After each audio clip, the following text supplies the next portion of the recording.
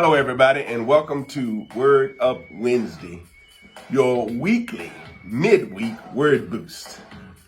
You know, the story of the three Hebrew boys in the fiery furnace is without a doubt one of the most popular and well-known events recorded in the entire Bible.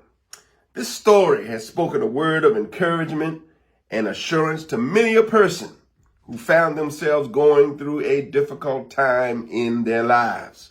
And so it speaks today, in the midst of these trying times that we are going through. This event, this happening in the Bible, is a mirror of life.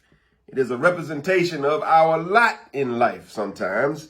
It is something that we all have to deal with sooner or later. Listen, being thrown into the fire of life is real and can happen to any of us at any time. So what can these three Hebrew boys teach us about having courage in the fire? Well, first of all, their example teaches us that you need to be ready for the fire before you get into the fire. In other words, in this life, you need to be spiritually ready ahead of time for whatever you might have to deal with. The Bible describes these three Hebrew boys as devout and committed to the things of God. They worshiped, they prayed, they meditated daily, and they refused to compromise their beliefs in order to please others. They had a solid relationship with the Lord, even in the midst of being captives in a foreign and pagan nation. So when their beliefs caused them to come under the anger of the king, they were ready. They were already ready for what might happen to them. They were ready. They were already ready for the coming fire. Their souls and their spirits were already equipped to deal with whatever might come their way. Listen, brothers and sisters, you need to be ready ahead of time for what this life might throw at you. Secondly, Shadrach, Meshach, and Abednego show us how not to be influenced by how other folks react to the fire. If you notice, when you read through this text, when the men who tied up the three boys took them to the fire, the text says that they burned up. Get the picture now. These men are taking these boys to throw them in the fire, but the fire burns them up. The same fire that was meant to burn up the Hebrew boys instead burnt up the men who carried them to the fire. Listen, sometimes we get so stressed out over what happened to somebody else that we lose faith in our own situation. We see what the fire of life did to somebody else, and we lose our minds over what the fire might do to us. But the Word of God says that if you trust Him, your situation is different than somebody who does not trust Him.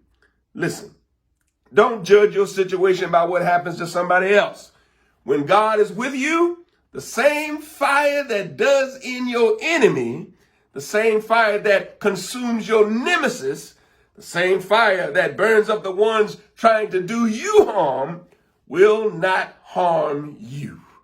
Shadrach, Meshach, and Abednego fell down, tied up and bound into the midst of the fiery furnace. A furnace that was heated up 10 times hotter than normal.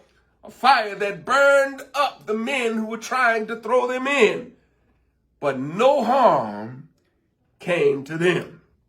In fact, finally, these boys show us how being in the fire can set you free. The text says that King Nebuchadnezzar was astonished. He got up and said to his counselors, "Now, listen, didn't we throw 3 men tied up into the fiery furnace?" His men answered and said, "Yes, King, we did indeed tie up 3 men and throw them into the furnace." But the king said, "Look, now I see 4 men. They are loose and they are walking around in the midst of the fire, and they are not hurt. And the 4th one looks like the Son of God." 3 men tied up had become 4 men loose. Somehow the fire, instead of consuming the 3 boys, served to set them free and put them in the presence of the Lord. They were set free and somebody joined them. They were loosed and somebody walked with them. They were released from their bounds and somebody talked with them. The fire only gave God an opportunity to show his power. Instead of doing harm, the fire turned out to be a blessing. Oh, if we could but see our own times in the fires of life in the same way. If we could but recognize that it is during the fiery times of life that God walks ever closer with us, that God draws nearer to us, that God makes his presence even more known and available when we find ourselves in a hot spot, that God is an ever-present help, especially in the time of trouble, in the fire, in the storm, in the muck and the mire, so we can take heart even in the fire. We can be assured even in the fire. We can have courage even in the fire. Till next time, word up.